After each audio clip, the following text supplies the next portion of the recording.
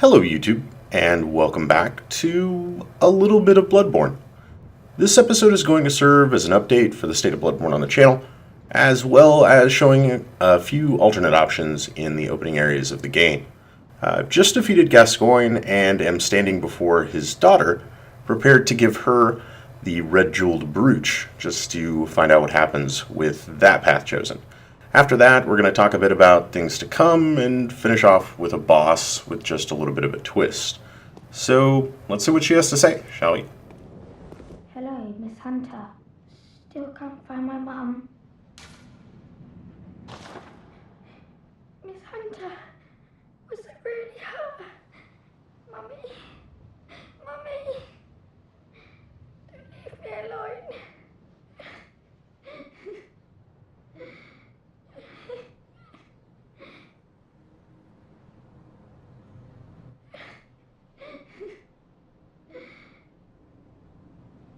Well, it doesn't seem like she wants to talk right now.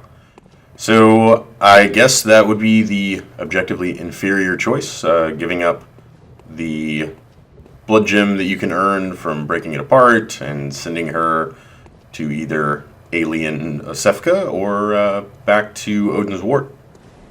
As you guys can probably tell, I am on a new character. This is what will eventually turn into an arcane build that intends to go for a very early to nitrous.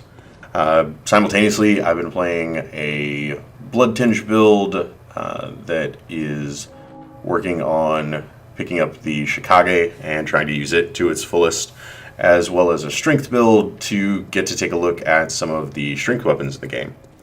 I've done just enough of the Googling to know that there are several areas that I missed, and we'll be revisiting those, as well as a couple of alternate endings that we'll want to pick up. I've come back here, have yet to beat the Cleric Beast as an opening boss, and I wanted to show off a couple of things, which is currently I have 5 insight, and if you had come here with 1 insight, or at least 1 insight, prior to fighting Gascoigne, there would be a note right here that you could stand on, ring a bell, and summon him to assist. But I've also already defeated Gascoigne, and so that's not there. But what I've also done is moved on to Cathedral Ward and started to head towards Old Yharnam, where I have met up with Alfred, and we have agreed to cooperate. So what that means is I also have this note. So what we're going to do is go ahead and ring the beckoning bell offline over Alfred's note. We'll get him summoned, and then we're going to go take on the boss. And there he is. These are probably the types of things that I might put up in short videos while I'm kind of getting other characters leveled up and we're progressing through the game. There might be some more regular stuff, once there is enough content ready for full-length episodes, when there's like entire areas that I've never been to, that sort of thing. I just sort of wanted everybody to know that, although Bloodborne might be on just a little bit of a small break, it's certainly not forgotten. I just don't want everybody to have to watch me repeat, another 30 hours worth of stuff that they've seen before. Yeah, one of the nice things about the arcane build is that flamethrower there.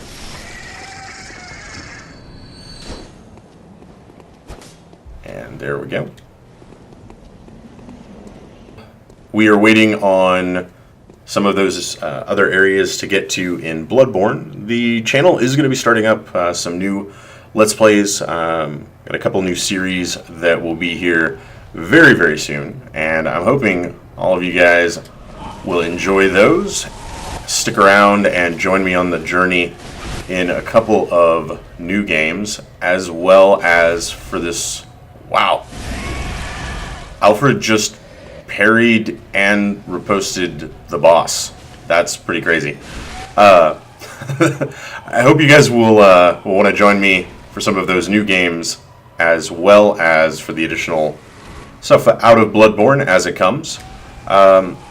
I know that as someone who also enjoys watching Let's Plays of games that I don't even play myself, I'm often disappointed when channels don't really come back for anything that may have been missed on a blind playthrough, or if, Bloodborne DLC ever becomes something, I would certainly be interested in coming back to play that. And so I don't want to be one of those channels that just forgets about something, but I'm also not, oh man, I don't think I've ever been grabbed by that. I also don't intend on being a channel, that just plays Bloodborne or just plays Souls content. There's a lot of games that I enjoy from a lot of different genres, and some of the upcoming games hopefully are going to showcase that a little bit. I'm sure some of you have only come around to watch Bloodborne specifically, and that's fine too. If you happen to ever come across the channel again in your wanderings, or when Bloodborne content comes back, I hope you guys will rejoin us then. As you can probably tell, the Cleric Beast, whole lot easier once you fought him a few times. Also, considering you can get to him prior to ever leveling up in the game, I could probably be considered a little over-leveled for this fight. Well, of course, that's no reason to get cocky now. Oh, yeah, because that can happen. Yeah, let's back it up a little bit. Also kind of curious, what is Alfred doing? He's like running around like a crazy person over here. It'd be great if you would maybe pitch in too, man. Oh, yeah. Mostly just trying to lead him forward. But apparently Alfred could not care less that there is a boss in this arena with us. Okay. The things I have learned about fighting the Cleric Beast is that you primarily want to try to stay behind him.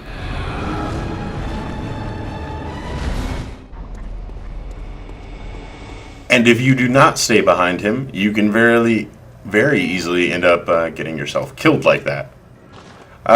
The summon is, of course, always available to reuse, but we're probably not going to bother the next time. I am going to go ahead and refight the boss. The main thing I am interested in getting for the sake of this character is actually the insight. With at least 10 of it, that's what queues up those evil Santa Claus kidnappers, and is going to be the thing allowing me to get to Yarhargul in order to grab Tonitrus just as soon as I can.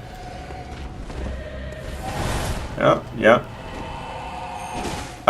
The best strategy... Oh man, I got grabbed there. So the best strategy that I would recommend as somebody who is clearly very good at this boss, as I am getting hit completely unnecessarily, is staying behind the Cleric Beast ensures you are basically completely safe. It has no attacks that hit from back here. I usually like to get behind the boss, start charging a heavy attack, and that ensures that as the Cleric Beast turns into me, it still catches like one of the legs or one of the arms, and that usually leads to a stun. Yeah. This boss fight might actually be a little bit harder with Alfred along for the ride. I haven't bothered to research it, but I would assume, just like previous Souls games, that the addition of a summons probably increases the health and all of that to sort of make up for it of enemies. But just sort of following this general strategy, staying right here so that the boss can never really spin around to attack you and catch you off guard, means that you can just charge over and over again with heavy attacks like this. And they do a decent amount of damage, and the Cleric Beast doesn't have a tremendous amount of health. Yeah, eventually figured out the red misty stuff is, you know, in no way dangerous to us, and we can take care of that pretty easily. Alright guys, well, we're going to go ahead and end this episode here. Like I said, primarily just wanted to let you guys know where Bloodborne was going to be and what we had to look forward to in the game. Hope you guys stick around for it, as I am going to be having just as much fun with some of the games starting soon as I am having now.